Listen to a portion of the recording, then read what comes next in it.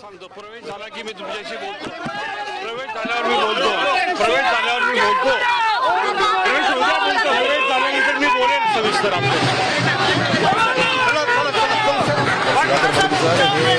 भाजपमध्ये आज प्रवेश करणार आहेत आणि आज जोरदार शक्ती प्रदर्शन सुधाकर बडगुजर यांनी केलेलं आहे. सुधाकर बडगुजर यांच्यासोबत बबनराव घोलप ते देखील भाजपमध्ये प्रवेश करणार आहेत आणि आज मोठं शक्ती प्रदर्शन सुधाकर बडगुजर यांनी केलेलं आहे. नाशिकमध्ये शिवसेनेचे जिल्हाप्रमुख तसंच शिवसेनेचे प्रमुख नेते म्हणून सुधाकर बडगुजर यांच्याकडे पाहिलं जात होतं. सुधाकर बडगुजर यांची शिवसेना ठाकरे गटाने हकालपट्टी केली आणि त्यानंतर आता ते भाजपमध्ये प्रवेश करत आहेत.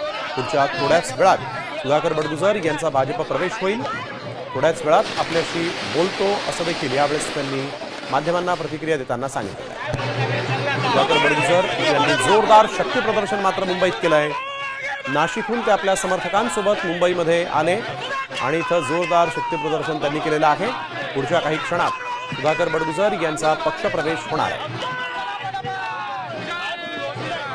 नाशिकमधील ठाकरे सेनेचे सुधाकर बडगुजर हे नेते होते.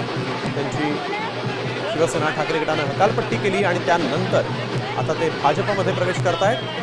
सुधाकर बडगुजर यांच्यासोबत बबनराव घोलप हे देखील भाजपवासी होणार आहेत.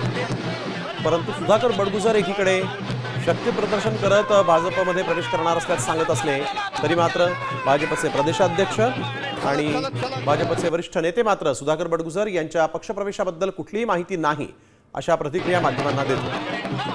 चंद्रशेखर बावनकुळे आणि रवींद्र चव्हाण यांनी या पक्षप्रवेशासंदर्भात कुठलीच माहिती आमच्याकडे नाही असं सांगितलेलं आहे. तर सुधाकर बडगुजर यांचं आपल्या कार्यकर्त्यांसोबत जोरदार शक्ती प्रदर्शन इथं पाहता येईल. थोड्याच वेळात त्यांचा भाजपमध्ये प्रवेश होतोय. जोरदार शक्ती प्रदर्शन सुधाकर बडगुजर करतायत. हे दृश्य सुधाकर बडगुजर यांची ठाकरे सेनेनं हकालपट्टी केलेली आहे. शिवसेना ठाकरे गटातून त्यांना बाहेर काढण्यात आलं होतं आणि त्यानंतर आता सुधाकर बडगुजर हे आपल्या कार्यकर्त्यांसोबत मोठं शक्ती प्रदर्शन करत नाशिकहून